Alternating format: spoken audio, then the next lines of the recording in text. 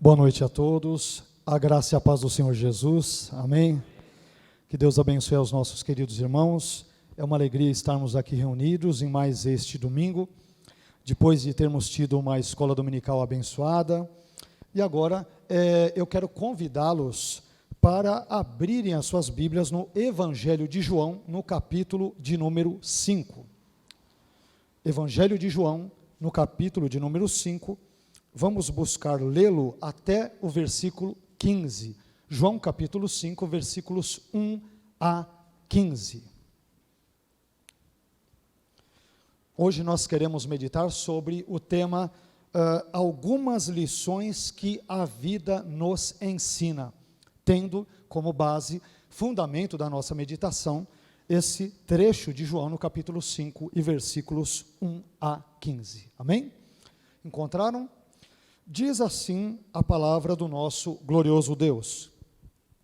Algum tempo depois, Jesus subiu a Jerusalém para uma festa dos judeus. Há em Jerusalém, perto da porta das ovelhas, um tanque que em aramaico ou em hebraico é chamado Betesda, tendo 5 entradas em volta.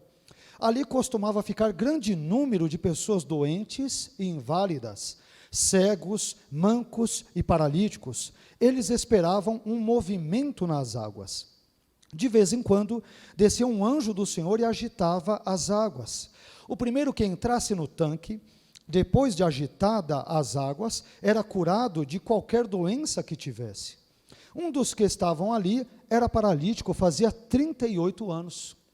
Quando o viu deitado e soube que ele vivia naquele estado durante tanto tempo, Jesus lhe perguntou: você quer ser curado? Disse o paralítico: Senhor, não tenho ninguém que me ajude a entrar no tanque quando a água é agitada. Enquanto estou tentando entrar, outro chega antes de mim.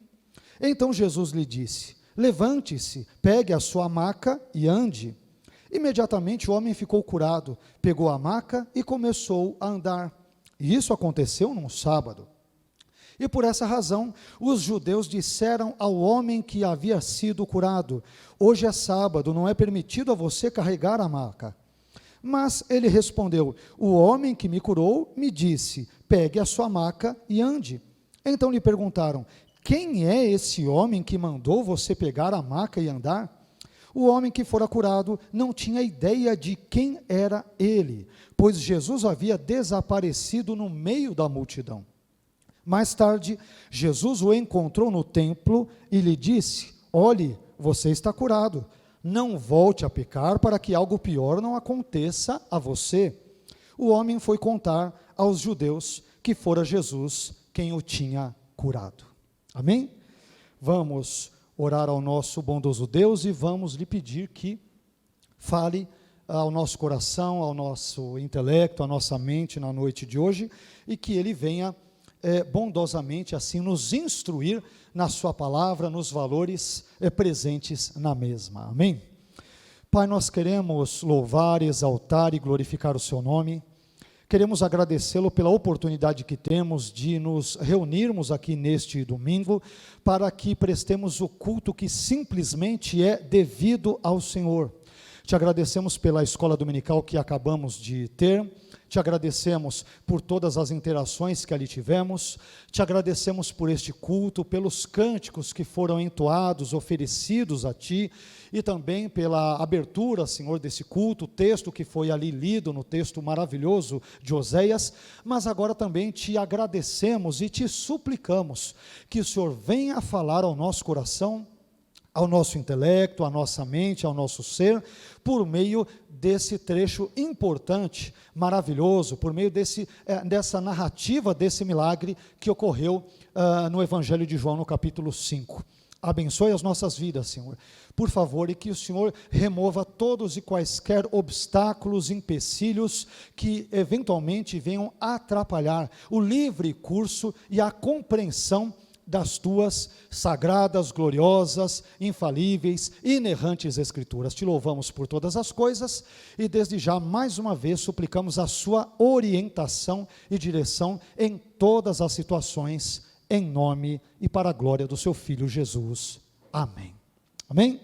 Deus abençoe, meus queridos irmãos, por favor, podem se assentar.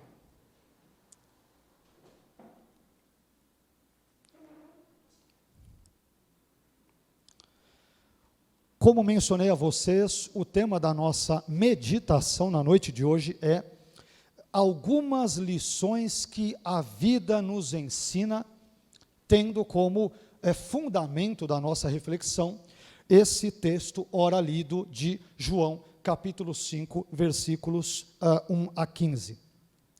O Evangelho de João, ele é um evangelho que tem uma série de características, uma série de peculiaridades, como nós, inclusive, tivemos a oportunidade de mencionar em outras ministrações, porque o Evangelho de João nos apresenta Jesus de uma perspectiva, de um modo, de uma maneira que outros evangelhos, por exemplo, os evangelhos sinóticos de Mateus, Marcos e Lucas, não o fazem. Aliás, João nos apresenta igualmente alguns episódios que são típicos deste evangelho e que não se encontram em outros evangelhos ou em outras passagens das Escrituras. Nós temos, por exemplo, o primeiro milagre de Jesus que ocorre em Caná da Galileia, em João capítulo 2, que é específico de João. Temos o prólogo joanino, por que não dizer, no capítulo 1, que é típico de João.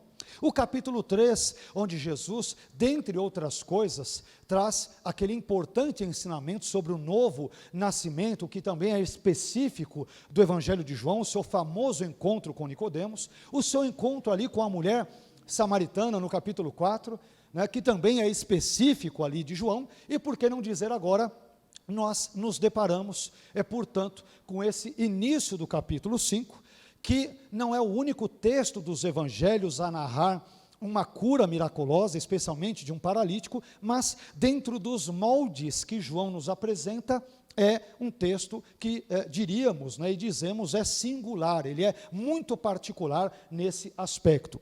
João, em todo o seu evangelho, ele nos apresenta várias narrativas que descrevem Jesus como o Deus homem e como aquele que também realiza diversos milagres, milagres estes que objetivam, além de curar as pessoas, evidentemente, de realizar algo portentoso em suas vidas, buscam também provar que ele é o Filho de Deus, ele é o Messias que fora prometido, por exemplo, nas páginas veterotestamentárias. Mas eu quero me deter na noite de hoje, mais particularmente nesse texto, nessa passagem de João capítulo 5, versículos 1 a 15, e aprender juntamente com os irmãos, vamos aprender juntos, algumas lições importantes que a vida nos ensina, não lições exaustivas, é evidente, mas muitas lições importantes a partir desta passagem.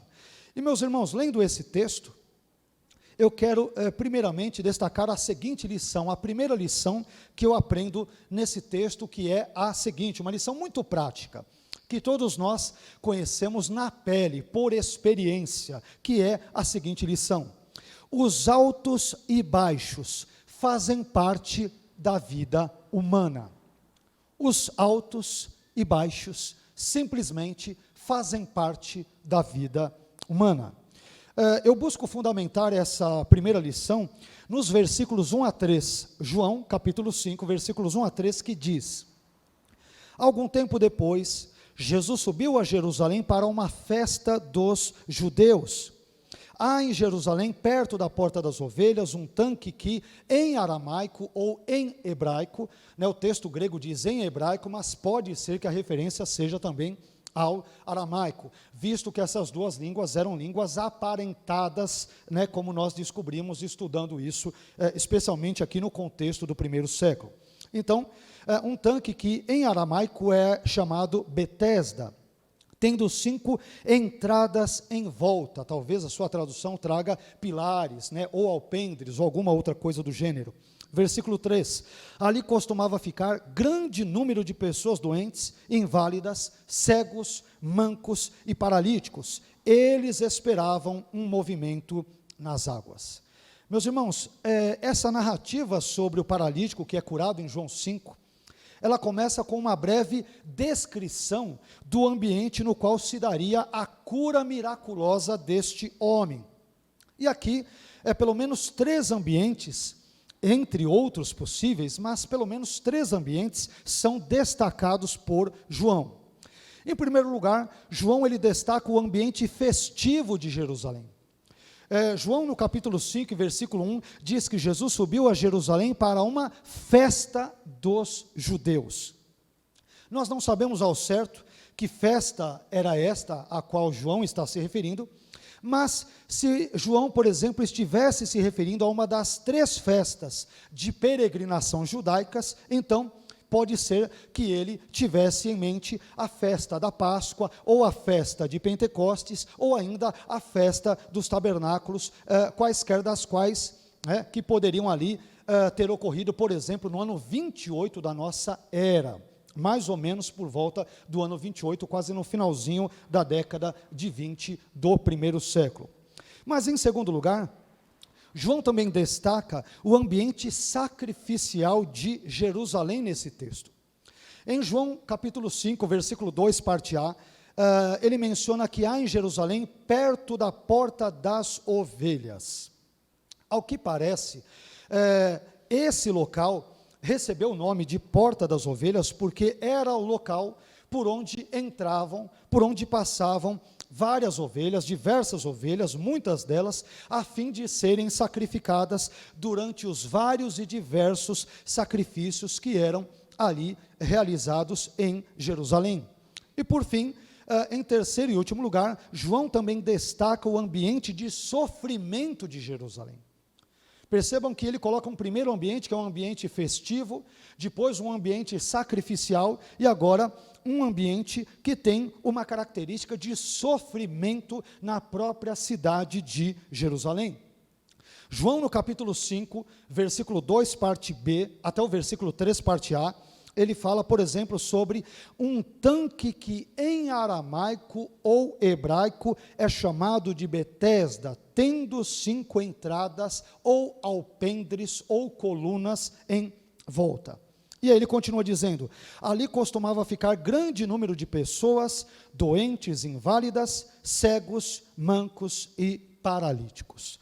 Meus irmãos, estes versículos, eles mencionam um tanque, ou um reservatório de águas, que foi, por exemplo, identificado com um tanque, que por sua vez foi descoberto no final do século XIX, mais especificamente falando, mais precisamente falando, em 1888, próximo de uma igreja chamada Santa Ana, no bairro de Bet-Zatá, ao norte de Jerusalém, perto da fortaleza chamada Antônia.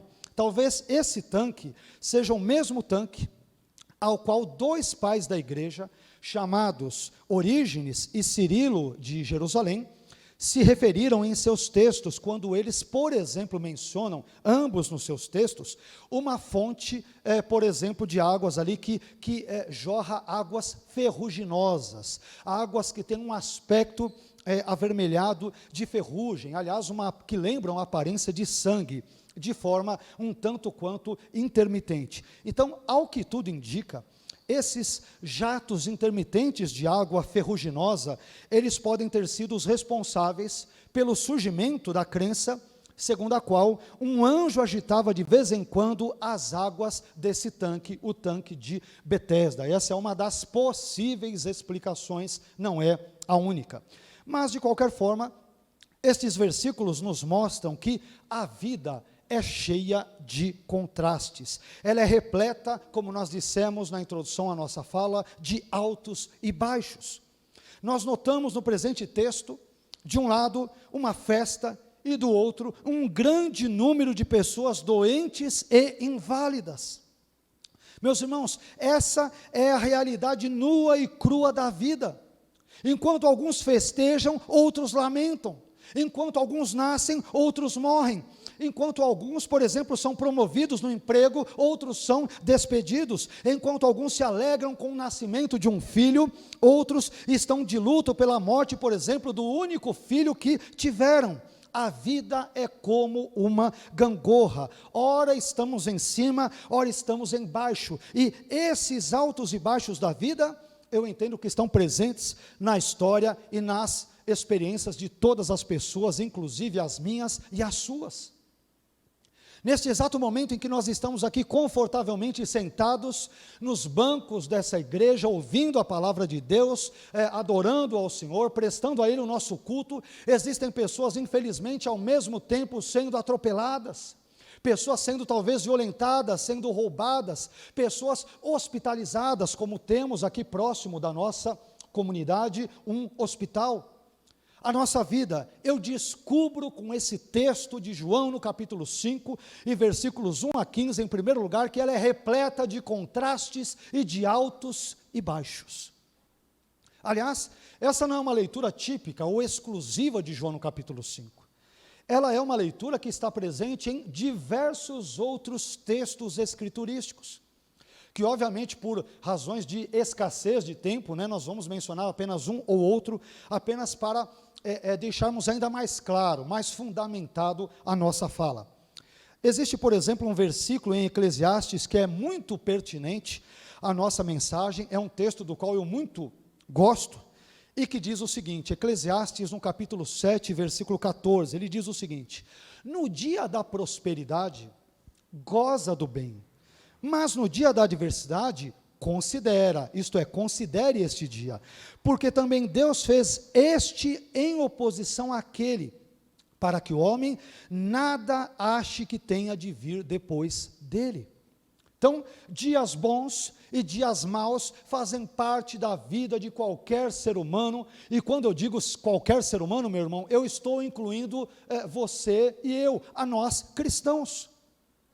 Não imaginemos de forma equivocada, de forma antibíblica, de forma errônea, que porque nós somos cristãos, porque frequentamos a igreja aos domingos ou às quartas-feiras, no nosso caso aqui local, ou porque participamos da escola dominical, porque damos os dízimos, porque contribuímos com as ofertas, porque de alguma forma ajudamos no projeto Dorcas, ou fazemos uma série de outras coisas, não imaginemos que por fazer tais ações, tais atitudes, por as praticarmos, que Deus irá nos blindar e nos imunizar quanto a estes altos e baixos que frequentemente experimentamos na vida.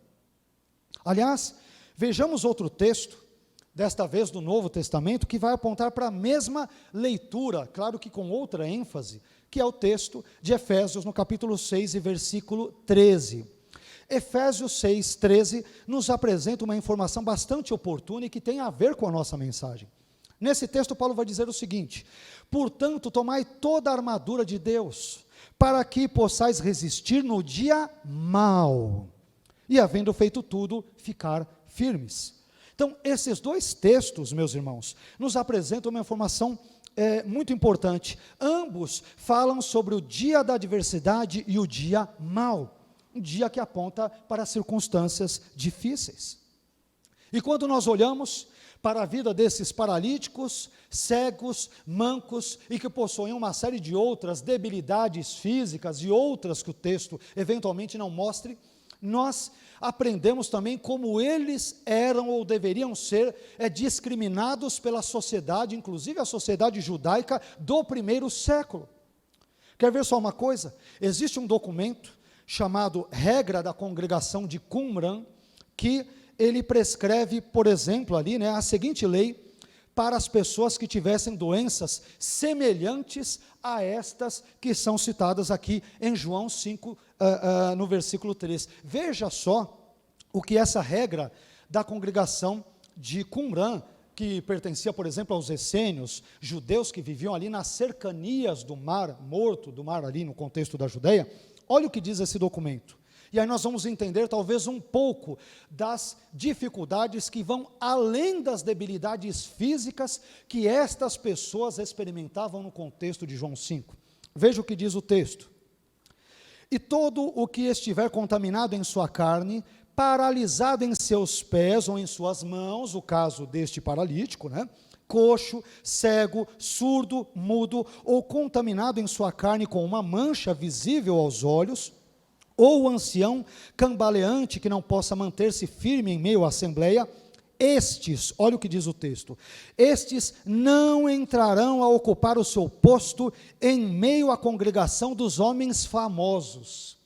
Olha só, porque os anjos de santidade estão em meio à sua congregação, e se um destes tiver algo que dizer ao conselho santo, o investigarão privadamente, porém o homem não entrará em meio à congregação porque está contaminado.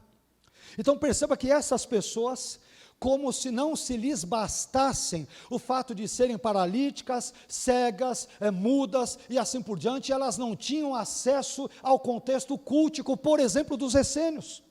Elas eram discriminadas, eram marginalizadas, eram segregadas, eram colocadas de escanteio. E portanto, meus irmãos, percebam que Jesus, ao curar este homem, cura esta sobre a qual nós meditaremos daqui a pouco, ele fez um milagre muito maior, muito além da sua carne, que ia muito além das suas debilidades físicas. Ele restaurou também a sua possibilidade de adorar a Deus, de ir para o culto, de ir ao templo e de buscá-lo e adorá-lo na beleza da sua santidade. É uma das coisas que nós aprendemos nesta passagem de João capítulo 5. Mas isso irá nos conduzir a uma segunda lição, que também é importante, e que aqui nós encontramos e que nos servirá de grande alerta, não apenas aqui no contexto da passagem, mas também servirá de importante alerta, importante advertência para mim e para você.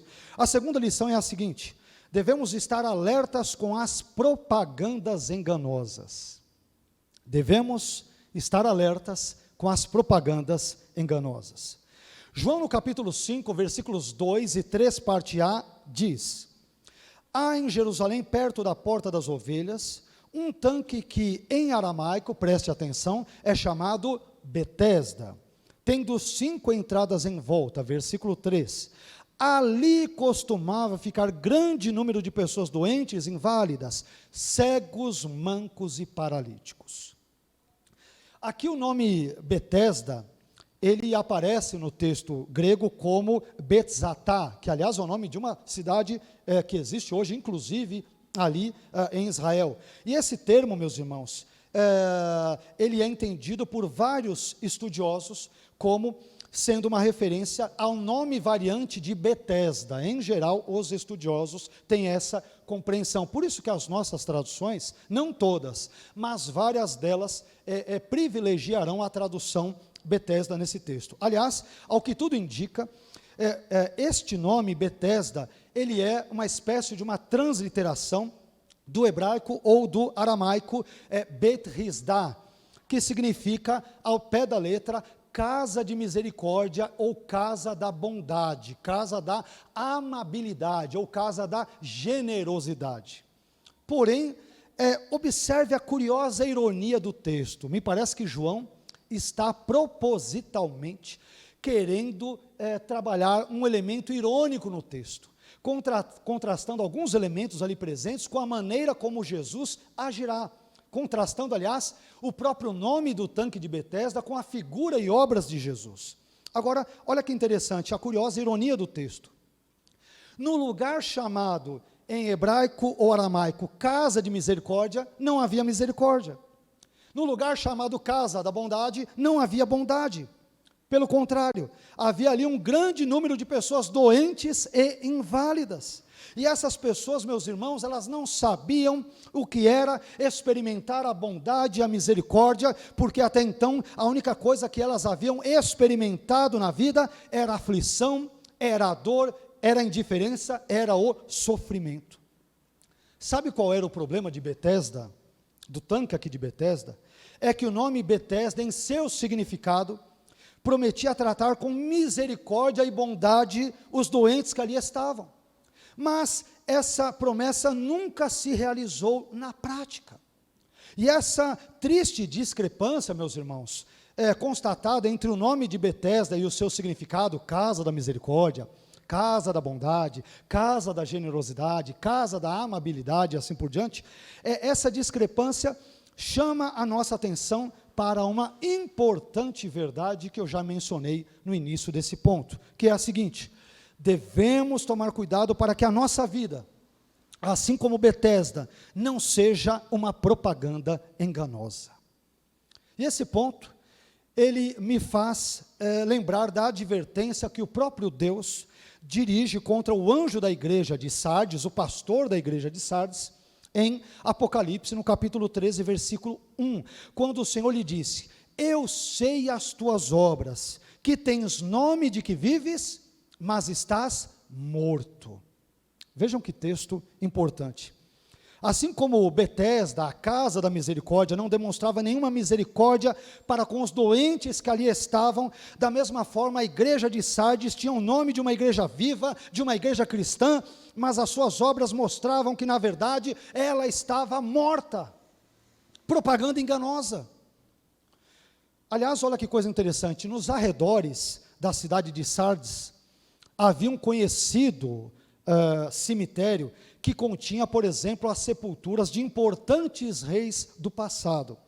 E assim como o pertencimento daquelas pessoas à realeza no passado não adiantava nada, uma vez que agora elas estavam mortas, da mesma forma o nome da igreja de Sardes, que tinha um nome de uma igreja viva, não adiantava nada, visto que as suas práticas demonstravam que aqueles crentes estavam na realidade mortos, pelo menos espiritualmente mortos e distantes de Deus, da sua palavra e dos seus valores.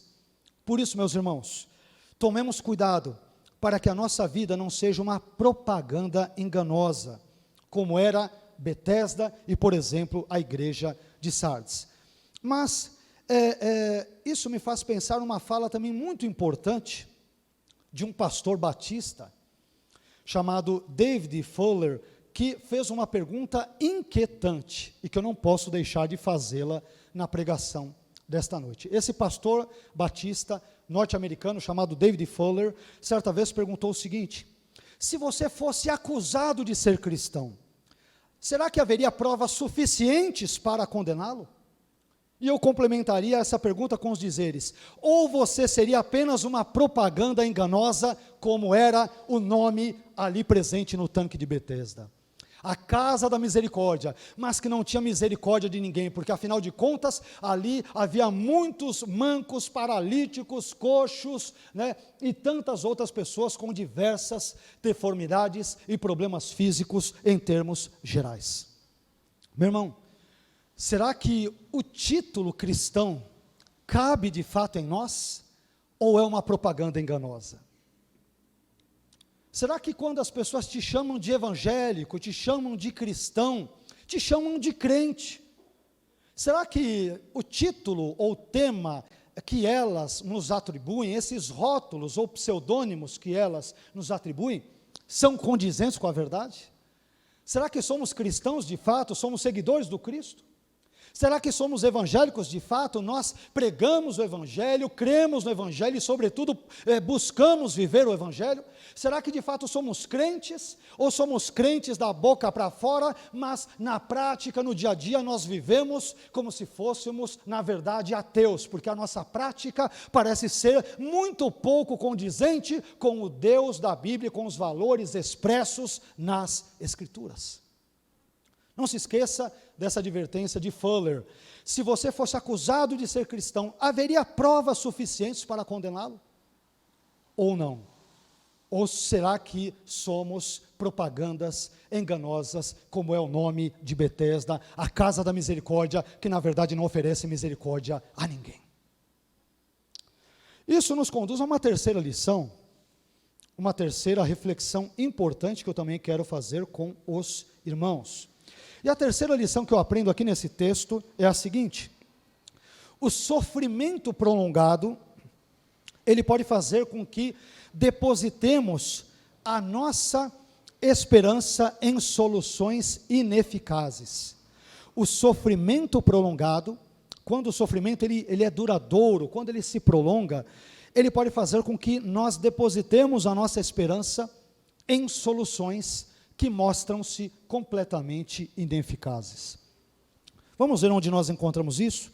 João capítulo 5, versículo 3, parte B e 4, que diz o seguinte: eles, isto é, todos aqueles doentes que ficavam ali à beira do tanque de Betesda, eles esperavam um movimento nas águas, Por quê? O versículo 4 explica. De vez em quando descia um anjo do Senhor e agitava as águas. O primeiro que entrasse no tanque, depois de agitadas as águas, era curado de qualquer doença que tivesse. Meus irmãos, o final do versículo 3 e todo o versículo 4 de João, no capítulo 5, que nós lemos, eles são problemáticos, porque parece que eles foram acrescentados ao que seria o texto original de João, no capítulo 5. E é por isso, por exemplo, que traduções da Bíblia, como a tradução ecumênica da Bíblia, chamada TEB, e a tradução na linguagem de hoje, a TLH, elas omitem esses versículos em seus textos. E é por isso também que a NAA, a Nova Almeida Atualizada, ela traz esses versículos entre colchetes. Aliás, a ARA Almeida, Revista Atualizada, se não me falha a memória, os traz em itálico. Então, todas essas características dessas Bíblias, no final do versículo 3, versículo 3, parte B, e versículo 4 de João 5, essas traduções, ao agirem assim, elas estão sinalizando para os seus leitores que João, capítulo 5, versículo 3, ali parte B e 4, foram acrescentados ao que seria o texto original de João. Ora, mas talvez você se pergunte, mas pastor, por que os estudiosos entendem que João capítulo 5, versículo 3, parte B e 4, foram acrescentados ao texto de João no capítulo 5? Os estudiosos, em geral, entendem isso por pelo menos 4 motivos, os quais eu brevemente irei compartilhar com vocês. Em primeiro lugar, os estudiosos entendem isso porque João capítulo 5, versículo 3, parte B e 4, não aparecem nos chamados melhores e mais antigos manuscritos que contêm esse texto grego de João no capítulo 5.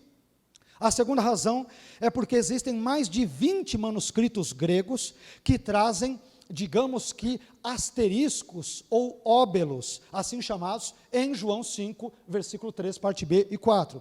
E aqui cabe nos fazer uma importante explicação. O que é um óbelo? Para nós deixarmos claro. Um óbelo, meus irmãos, é uma marca que um copista usava antigamente a fim de sinalizar nos manuscritos que um trecho, por exemplo, um trecho da Bíblia, ele fosse duvidoso ou tivesse sido interpolado no texto.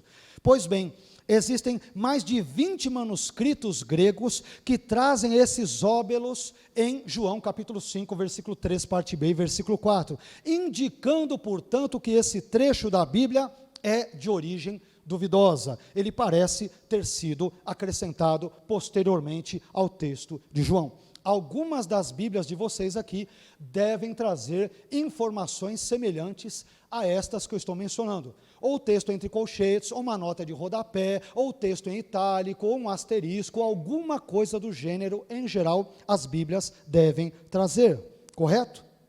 Mas eu também aprendo, em terceiro lugar, que uma terceira razão pela qual os estudiosos não entendem que esse texto pertença ao texto original de João, os versículos 3, parte B e 4, é a seguinte: nos versículos 3, parte B e 4 de João 5, aparecem 7 palavras gregas, mais uma expressão grega, que não são normalmente empregadas por João no seu texto, não são típicas do Evangelho de João, o que faz com que esses vocábulos sejam vistos com certa suspeita, mais uma vez, por parte dos estudiosos.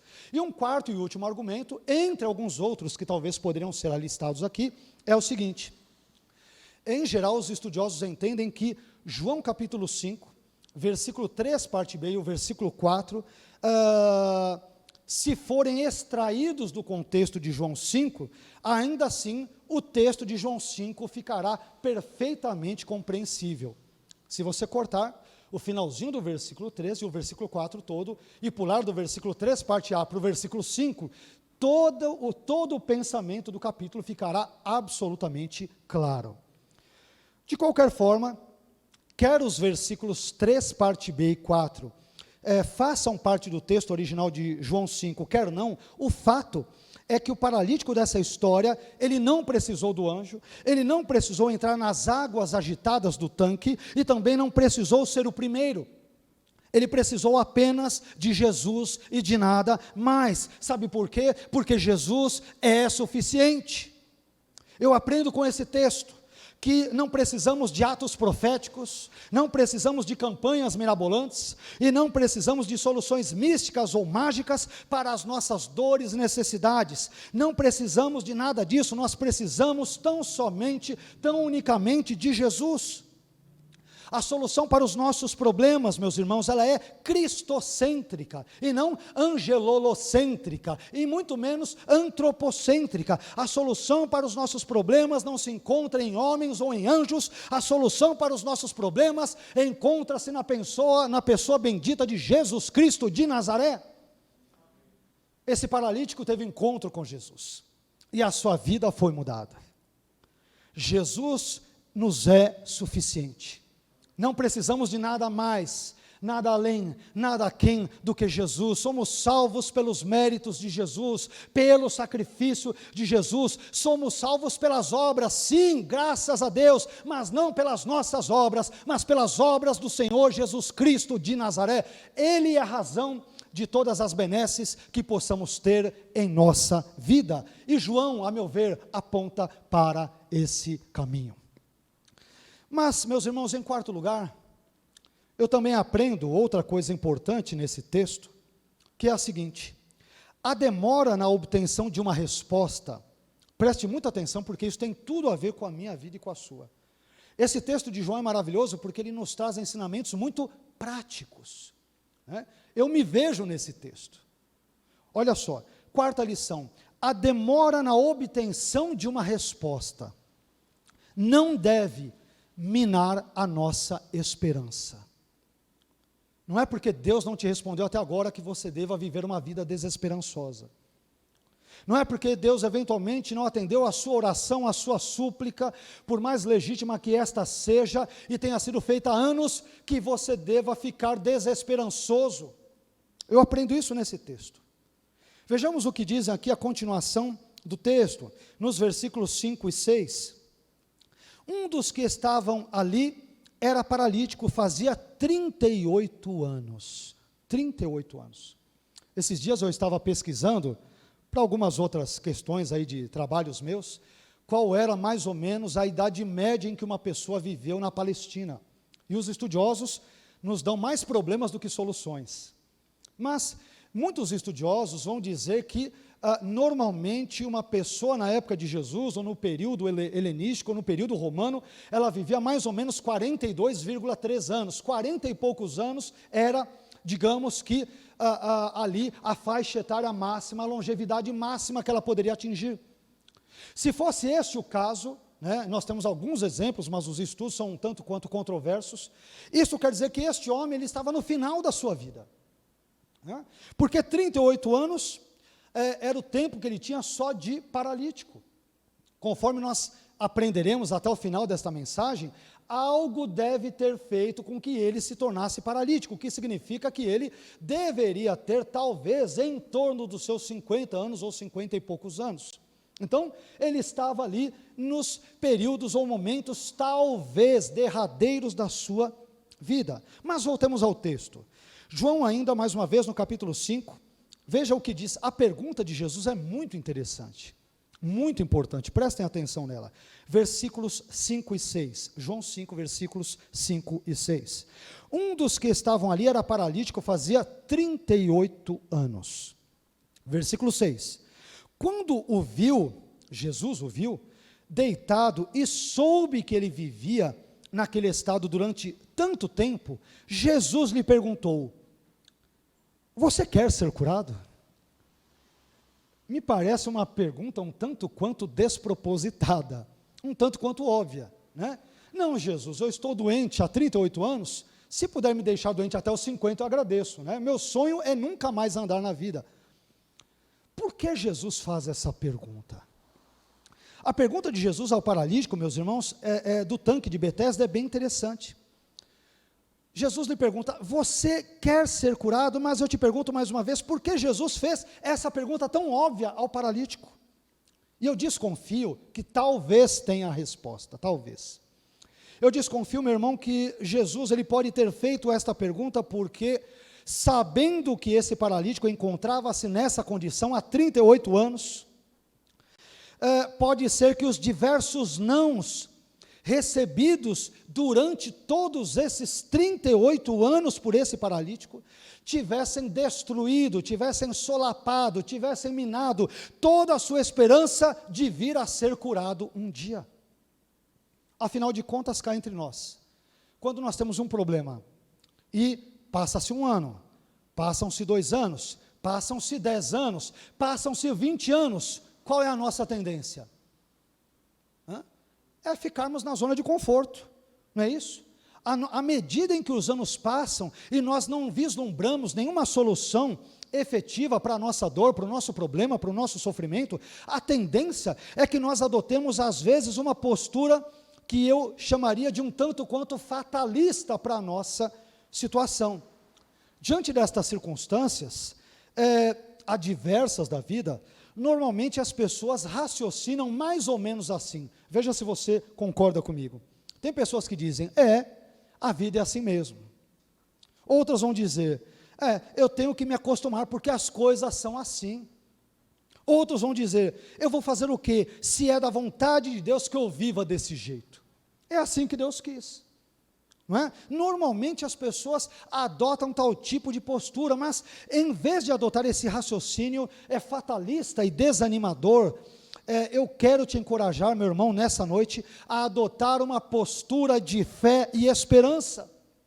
Eu quero encorajá-lo, eu quero lhe dizer, não permita que a demora na resposta ao seu problema mine a sua esperança e confiança em Deus, na palavra de Deus, nas coisas de Deus e nas promessas de Deus. Permita-me que eu compartilhe com você alguns exemplos bíblicos neste sentido, de pessoas que esperaram muitos anos, mas que graciosamente Deus as abençoou. Deus não as abençoou porque ele estava obrigado a fazê-lo, porque ele sentiu a necessidade de fazê-lo, porque as pessoas o coagiram a fazer e falaram, Deus, eu determino que o Senhor me cure e faça isso. Não, Deus agiu em suas vidas como um ato de mera graciosidade e generosidade. Deus não é como esse tanque de Betesda que traz uma propaganda enganosa, porque quando ele promete, ele cumpre, quando ele fala, ele age, quando ele opera, ele de fato transforma a vida das pessoas. Mas veja só alguns breves dados. Abraão só se tornou pai aos 100 anos de idade, conforme Gênesis, no capítulo 21 e versículo 5. Isaac orou simplesmente 20 longos anos por Rebeca, para que esta pudesse engravidar, conforme Gênesis, no capítulo 25, versículos 20 a 21 e 26, parte B. A mulher que sofria de uma constante hemorragia, e sobre a qual nós pregamos domingos atrás, essa mulher que sofria de uma constante hemorragia demorou 12 anos para ser curada, conforme Marcos no capítulo 5 e versículos 24 a 34, uma judia anônima que frequentava a sinagoga, ela esperou 18 anos para ser liberta de um espírito de enfermidade, conforme Lucas, no capítulo 13, e versículos 10 a 17, o paralítico do tanque de Betesda, sobre o qual estamos falando hoje, aguardou simplesmente 38 anos para poder andar, conforme João no capítulo 5, e por fim, outro paralítico de nascença, esperou 40 longos anos para poder caminhar pela primeira vez, conforme Atos, capítulo 3, versículos 1 a 8 e Atos 4, 22. E, meus irmãos, diante de todos esses exemplos, mais uma vez, eu quero, portanto, encorajá-lo e quero dizer-lhe, não desista, porque Deus é poderoso para realizar um milagre na sua vida, quando você menos esperá-lo. Deus é poderoso.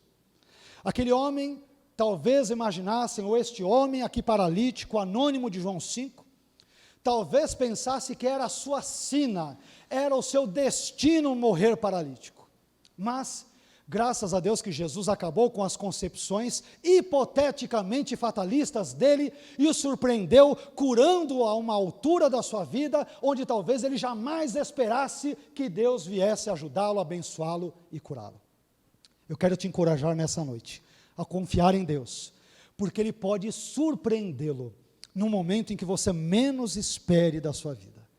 Talvez você esteja, até mesmo pensando em aposentar ali as chuteiras, né? Em entregar os pontos, em desistir de tudo, mas Deus é poderoso em intervir aos 45 minutos do segundo tempo, quando achamos ou julgamos que não há mais esperança alguma. Ele é poderoso para mudar a minha história, a minha vida, a sua história e a sua vida também, tanto quanto mudou a vida deste paralítico anônimo do tanque de Betesda. Isso também nos aponta a uma quinta lição, igualmente importante, que eu quero dividir com vocês. Uma quinta lição de igual modo importante, que é a seguinte: insistir em ver uma única solução para o nosso problema não é uma atitude sábia. Vou repetir: insistir em ver uma única solução para o nosso problema não é uma atitude sábia. Vamos ver como esse homem lidou com o seu problema da paralisia durante 38 anos, versículos 6 a 9, parte A de João capítulo 5. Olha só: quando o viu deitado, Jesus o viu deitado, e soube que ele vivia naquele estado durante tanto tempo, Jesus lhe perguntou: você quer ser curado? Disse o paralítico. Olha a resposta do paralítico, cá entre nós. Se Jesus chegasse para você e te perguntasse: fulano, cicrano, beltrano, você quer ser curado? Só existem duas possíveis respostas: sim ou não. Não é isso? É muito simples. Quer ser curado ou não quer? Quero ou não quero, por motivos pessoais. Então, você quer ser curado? Versículo 7, olha a resposta do paralítico. Disse o paralítico: Senhor, não tenho ninguém que me ajude a entrar no tanque quando a água é agitada. Jesus não perguntou isso. Ele só perguntou: meu filho, você quer ser curado ou não? É só dizer: eu quero, eu não quero. Ele vai explicar para Jesus porque ele não pode ser curado. Sabe por quê? Porque na cabeça dele havia uma única maneira de ser curado. Qual é? Esperar a bondade de um anjo, de tempos em tempos, descer aqui no tanque, agitar a água, e eu tenho que pedir para Deus para me dar a unção do jamaicano Usain Bolt. Eu tenho que ser o primeiro, porque medalha de prata e medalha de bronze não era curado, só medalhista de ouro. Vocês entenderam a crença desse homem?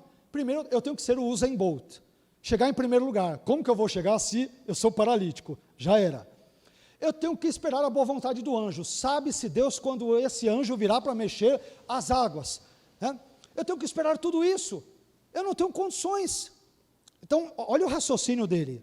Senhor, não tenho ninguém que me ajude a entrar no tanque quando a água é agitada. Jesus, o Senhor não está entendendo. Querer eu até quero, mas não dá, né? Eu não sou velocista, como o Senhor percebe, né? Não tem nenhum anjo aqui nesse momento e as águas não estão agitadas. Não dá para ser curado agora, porque essa é a única maneira de ser curado, não há outra. Eu estou parafraseando, é evidente. E olha lá, ele continua: enquanto estou tentando entrar, outro chega antes de mim. Jesus, eu nunca peguei a medalha de ouro na vida, nunca consegui ser o primeiro na vida, eu sempre, estou ali no final da fila. Versículo 8, então Jesus lhe disse, que coisa maravilhosa, levante-se, pegue a sua maca e ande. Versículo 9, imediatamente o homem ficou curado, pegou a maca e começou a andar. Que texto maravilhoso. Meus irmãos, vocês sabem qual era o problema desse paralítico, dentre outros, é claro. Um dos problemas principais dele é que esse homem achava que existia apenas uma única solução para o seu problema. Havia uma única forma de resolver o seu problema. Eu preciso ser o primeiro, eu preciso do anjo e eu preciso da água movimentada. Sem a combinação desses três elementos, eu não posso ser curado. Tem que acontecer assim. E meus irmãos, esse paralítico achava que a única solução para ele era isso. Era apenas esta. Ele achava que a única solução seria um homem também de bom coração e de força, poder pegá-lo nos braços e colocá-lo no tanque. Aliás, eu tenho para mim que quando Jesus vem conversar com ele pensasse que Jesus seria aquele homem.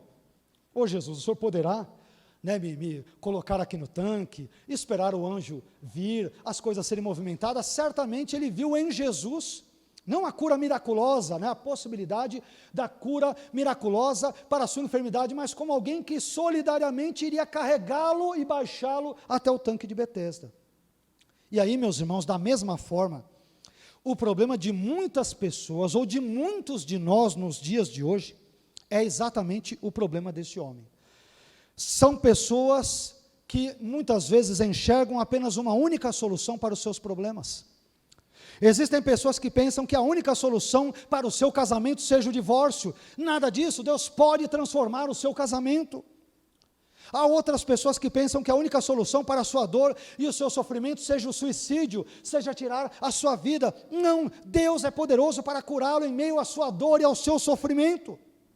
Ainda há outras pessoas, outro grupo de pessoas que imagina que a única saída para suas dívidas seja recorrer ao agiota ou começar a assaltar aqui e ali. Não, Deus é poderoso para abençoar também a sua vida financeira.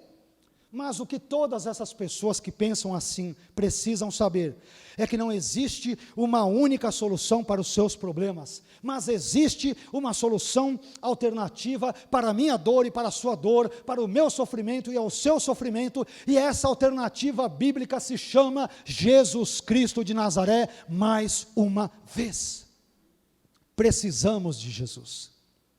Aquele homem achava que um anjo, ou o movimento das águas, ou ser o primeiro, ou ser carregado pelos braços ali por alguém, iriam abençoá-lo, todas essas características iriam abençoá-lo, mas ele descobre que em Jesus havia uma solução alternativa para o beco sem saída no qual ele se encontrava. Em Jesus há uma solução alternativa para mim e para vocês, somente em Jesus, na palavra de Jesus, nos valores de Jesus expressos nas Escrituras Sagradas. A nossa solução está em Jesus. Em Jesus. Amém, meus irmãos? Sexta lição, que eu também aprendo nesse texto. A sexta lição é a seguinte: acostume-se com o fato de que as pessoas nem sempre serão solidárias com você e com a sua dor. Isso é muito triste. Isso não deveria ser verdade, mas é a realidade. Acostume-se com o fato de que as pessoas nem sempre serão solidárias com você e com a sua dor. Versículo 7, já o lemos, mas vamos lê-lo novamente. João 5,7. Disse o paralítico, quando Jesus lhe pergunta: você quer ser curado? Olha a resposta dele: Senhor, não tenho ninguém que me ajude a entrar no tanque quando a água é agitada. Enquanto estou tentando entrar, outro chega antes de mim. Jesus, ninguém se preocupa comigo. Há 38 anos que ninguém dá a menor importância para mim, para a minha dor. A começar pelo nome desse tanque de Betesda, que me promete misericórdia, mas não teve misericórdia nenhuma de mim durante 38 anos. Ninguém pensa em mim. Meus irmãos, vocês sabem qual era o lema dos doentes inválidos que viviam nas proximidades do tanque de Betesda? O lema deles era: cada um por si, né, e que seja curado o mais rápido, o mais veloz. O Usain Bolt do primeiro século. Cada um por si. Você tem problema? Meu irmão, que Deus te abençoe. Como nós às vezes dizemos equivocadamente, cada um por si e Deus por todos. Você não consegue correr? Você tem problemas de paralisia? Eu não posso fazer nada, eu sou cego. Outro dia eu não posso fazer nada, eu não tenho braços. Outro dia eu não posso fazer nada, eu sou mudo, eu não posso fazer nada, e assim por diante. Cada um naquele tanque olhava para o seu umbigo.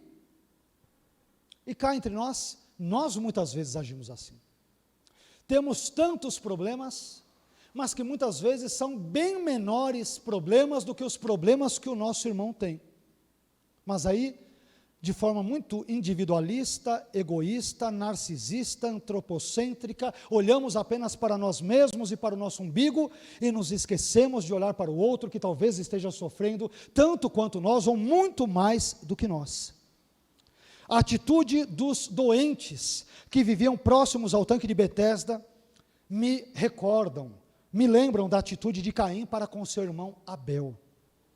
Quando o Senhor perguntou a Caim, em Gênesis 4:9, onde está Abel, teu irmão? Caim respondeu ao Senhor, não sei, por acaso eu sou guardador ou protetor do meu irmão? Muito, muito simpático, né? Parece aquelas crianças birrentas. Eu sei, eu não sou protetor dele. Isso ele falava assim com Deus, né? Eu fico imaginando como ele não poderia ou deveria falar com Adão e Eva. Se ele falava assim com Deus, né? Como ele não deveria tratar os seus pais? Meus irmãos, esses doentes estavam tão preocupados com eles mesmos que eles nem se lembravam da existência daquele paralítico. Que Deus nos ajude a sermos solidários, não é isso? Com o nosso próximo, e a não virarmos as costas para ele quando ele efetivamente precisar de nós. O que este homem reclama, ele reclama não apenas da sua paralisia física, ele reclama de desatenção. As pessoas não davam a menor atenção para ele. Meus irmãos, nós vivemos numa época em que as pessoas estão apenas querendo que nós emprestemos a elas os nossos ouvidos e paremos 5, 10, 15 minutos, que seja meia hora ou mais, para ouvi-las nas suas dores, nas suas queixas. Nós vivemos uma vida muitas vezes tão corrida, tão alucinada, e eu sei que eu tenho particularmente, como sei que muitos irmãos têm, aí o Bruno que o diga, né, Bruno? Nós temos vida, né, muitos de nós, vidas muito corridas. Só que às vezes nós deixamos essa correria do dia a dia nos envolver de modo que pessoas querem nos ouvir por 20 minutos, por 15 minutos, só querem que os nossos ouvidos lhes sejam emprestados para falarem, olha, eu estou magoado, eu estou machucado, olha, eu estou ferido, eu estou sofrendo, eu só quero que você me escute, eu preciso de alguém para desabafar. O problema desse homem não era só a paralisia física, mas era a paralisia da solidariedade das outras pessoas. Ninguém queria dar a menor atenção para ele. Meus irmãos, que Deus nos ajude a vivermos uma vida mais solidária, mais voltada para o outro, porque tem muita gente sofrendo e que espera apenas que paremos alguns minutos ou instantes para ouvi-las, a elas e as suas dores e angústias. Sétima lição, estou caminhando para o final, são 8 pontos, estou no 7º e penúltimo. Eu também aprendo a 7ª lição, que é a seguinte: às vezes a própria religião pode ser um dos maiores obstáculos ao progresso da obra de Deus. Dizer isso é muito triste, meus irmãos, é muito triste ter que dizer isso, mas isso é verdade. Às vezes a própria religião pode ser, não estou dizendo que ela pode ser um dos maiores obstáculos, um dos maiores empecilhos ao progresso, ao avanço da obra de Deus. Veja o que dizem os versículos 9 a 13, João 5, 9 a 13. Imediatamente o homem ficou curado, pegou a maca e começou a andar. Isso aconteceu num sábado. Versículo 10. E por essa razão os judeus disseram ao homem que havia sido curado, hoje é sábado, não é permitido a você carregar a maca. Mas ele respondeu, o homem que me curou me disse, pegue a sua maca e ande. Versículo 12. Então lhe perguntaram, quem é esse homem que mandou você pegar a maca e andar? O homem que fora curado não tinha ideia de quem era ele, pois Jesus havia desaparecido no meio da multidão. Às vezes, sabe o que atrapalha o progresso da obra de Deus? Às vezes, e talvez muitas vezes, o que atrapalha a obra de Deus de progredir, não que Deus não possa vencer essas barreiras, que fique muito claro, mas muitas vezes o que atrapalha a obra de Deus não é o diabo, não são os demônios, não é o governo, muitas vezes é uma falsa religiosidade que acaba funcionando, ou falsos religiosos que acabam prejudicando o bom andamento da própria obra de Deus. Esses homens, ao verem esse paralítico curado, deveriam bater palmas, deveriam glorificar a Deus, deveriam dizer, graças a Deus, aquele paralítico dos 38 anos, a vida inteira ali, lembra-se dele, né? Nunca pegava o primeiro lugar, coitado, esperava o anjo chegar, esperava o movimento das águas, tudo dava errado, glória a Deus, aquele judeu, aquela pessoa foi curada, Deus é bom, Ele é misericordioso, Ele é gracioso. Sabe qual foi a atitude dos religiosos? Você não pode fazer isso no sábado. Espera um pouquinho, eu estava paralisado, agora eu estou andando, glória a Deus. Não é permitido. Espera aí, mas eu não andava. Não pode fazer isso, está errado. É uma coisa estranha, como alguns religiosos podem se portar. É muito esquisito isso. E quando eu olho para alguns trechos, eu entendo a atitude desses homens, alguns trechos da tradição judaica, porque, meus irmãos, segundo o Talmud, e nós encontramos isso também na Mishnah, no Tratado Shabat, no capítulo 7, existiam 39 atividades que eram proibidas de se fazer durante o Shabat, durante o dia de sábado. Uma delas era carregar essa cama, essa maca, uma espécie de um colchão, às vezes de palha, que os pobres e mais miseráveis usavam para poderem dormir aí à noite, ao relento e assim por diante. Estes líderes religiosos judeus, eles são absolutamente insensíveis, estão mais preocupados com a guarda de uma lei, e que é duvidosa a maneira como eles interpretam, já vamos meditar nisso daqui a pouco, já em seguida, mas a preocupação deles não era ver aquele homem curado, mas era interpretar a Torá e alguns trechos da Bíblia de forma equivocada. Veja bem isso, alguns textos do Antigo Testamento, tais como Êxodo capítulo 20, versículo 10, Neemias 13, 15 e Jeremias 17, versículos 21 e 22, entre outros, proibiam que se carregassem ali cargas, que se levassem cargas aos sábados. Porém, se você olhar com atenção para essas passagens, em geral, você vai perceber que a proibição de carregar coisas aos sábados não estava relacionada às cargas em geral, mas sim às cargas que fossem usadas em uma transação comercial, que envolveria uma permuta, eu estou vendendo alguma coisa, ou estou comprando alguma coisa. Por isso, ao proibirem um homem de levar a sua maca, como eu disse, uma espécie de esteira ou colchão de palha, no qual as pessoas mais pobres dormiam, é como se isso fosse um objeto de transação comercial no sábado. Aqueles judeus estavam interpretando de forma distorcida a lei de Deus. Ele não estava comercializando a maca dele, ele estava levando-a como um símbolo daquilo que Deus realizara na sua vida. Afinal de contas, faziam simplesmente 38 anos que ele não andava, e aqueles homens já se apressaram em apontar-lhe o dedo e dizer: você está transgredindo a lei. E eles, ao tratarem aquele ex-paralítico de uma forma sem demonstrarem mínimo amor, estavam transgredindo quais mandamentos?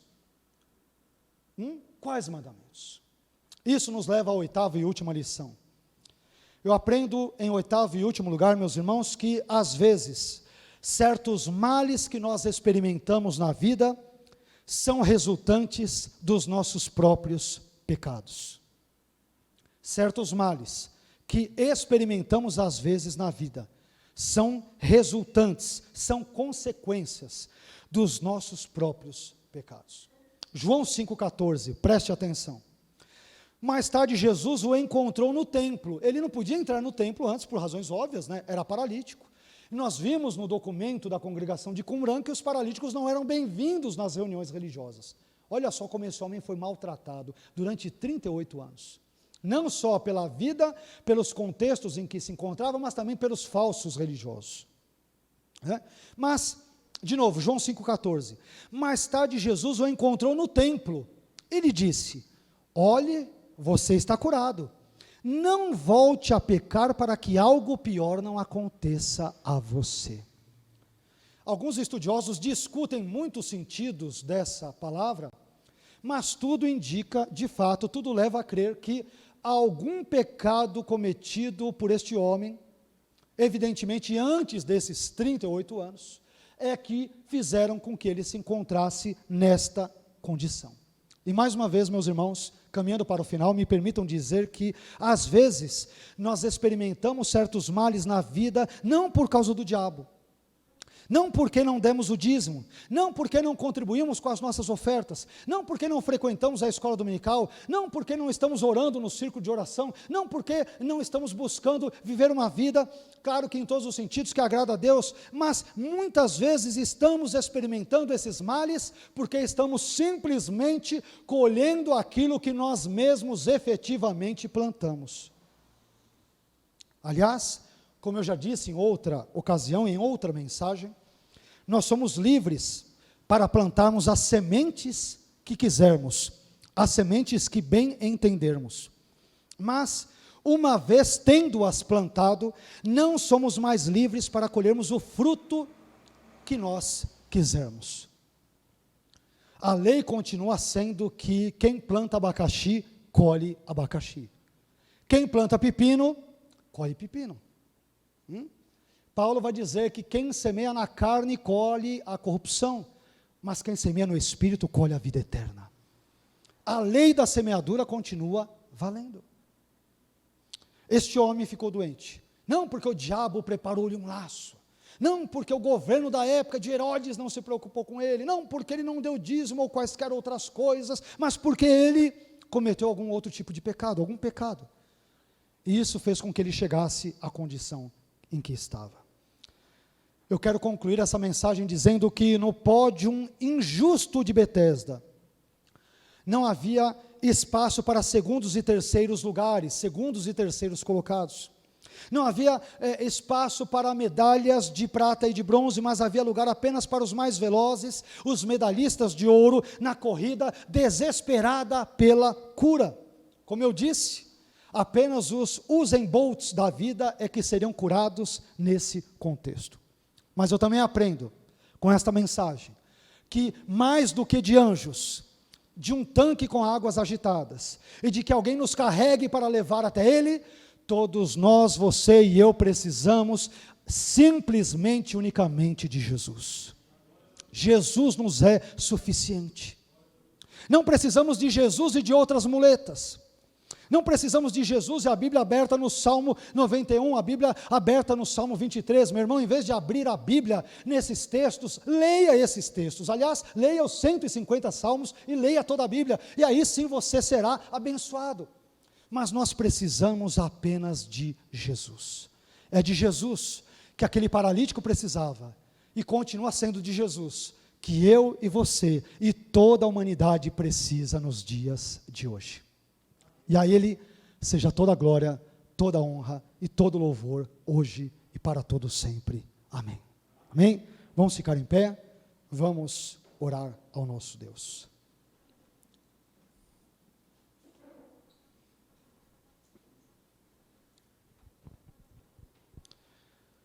Que essa palavra, meu irmão, ela fique presente no seu coração. Não permita que as aves citadas por Jesus na parábola, ali dos vários solos e da semente, as aves que representam o maligno, não permita que as aves roubem essa palavra do seu coração. Amém? Cuidado para não demonizar os males que você eventualmente venha a experimentar na vida. Muitas vezes não foram os demônios que os causaram, foram as sementinhas de pecado que você mesmo e eu plantamos lá atrás. Tome cuidado também para não ter determinados patuás na sua vida. Mesmo sendo cristãos evangélicos, existem alguns que parecem que levam alguns tipos de patuás consigo. Como eu mencionei agora, precisam da Bíblia aberta num determinado capítulo, precisam ter a caixinha de promessa, precisam orar no monte, senão Deus não responde, precisam, na verdade, frequentar certos cultos com tantas semanas e com tantas campanhas, porque senão não serão abençoados por Deus. Não é de nada disso que nós precisamos. Não precisamos de anjos, não desprezando-os, porque são ministros de Deus. Ninguém está desprezando anjos. Mas também não os adoramos, e também não dependemos deles, dependemos daquele que os criou. Eu quero que você saia daqui nesta noite tendo isso na sua consciência. mais do que de anjos, do tanque de Betesda, com água ali efervescente, ou de alguém que nos conduz até lá, nós precisamos de Jesus. Meu irmão, você precisa de Jesus. Talvez você precise de outras coisas, ok, de algumas necessidades básicas diárias, eu sei porque eu também preciso, mas eu quero dizer que, sobretudo e acima de tudo e de todos e de todas as coisas, precisamos de Jesus. Se você tem Jesus, pela graça de Deus na sua vida, você tem tudo aquilo que alguém pode precisar nessa vida: Jesus. Jesus. Amém? Feche os teus olhos e vamos orar a Deus. Pai, eu quero te agradecer por esses momentos tão importantes nos quais nós pudemos compartilhar a sua doce, rica e gloriosa palavra, bem como alguns ensinamentos, algumas lições presentes na mesma para com seus servos e servas nesta noite. Te agradeço pela vida desse paralítico e, por que não dizer, deste ex-paralítico, porque a sua vida e, acima de tudo, aquilo que o Senhor fez na vida dele, nos trouxe lições preciosíssimas, importantíssimas, relevantes para a nossa vida, para o nosso caráter, para o nosso viver cristão. Abençoe-nos, ó Pai. Perdoe-nos porque muitas vezes situações que nós estamos experimentando no presente, elas são consequências de sementes que nós plantamos lá atrás, como nos parece ser o caso deste paralítico do texto de João capítulo 5. Ajude-nos a admitirmos, a nos responsabilizarmos pelos nossos atos, e não a querermos terceirizar a culpa, colocando nas costas do diabo, dos demônios, do governo, do tempo, por termos colhido determinados males que nós mesmos plantamos. Mas, acima de tudo, como ouvimos nesta noite, ajude-nos a termos uma consciência muito clara, muito cristalina, de que Jesus é suficiente. Precisamos apenas de Jesus. Anjos são elementos que o Senhor pode usar, o Senhor pode mover os céus e a terra para nos abençoar, mas nós precisamos, em última análise, apenas do Senhor. Precisamos de Jesus. Que o Senhor preencha cada área, cada aspecto e cada departamento da nossa vida, ó Senhor. É o que nós te pedimos nesta noite, desde já agradecidos, no seu próprio nome. Amém. Amém.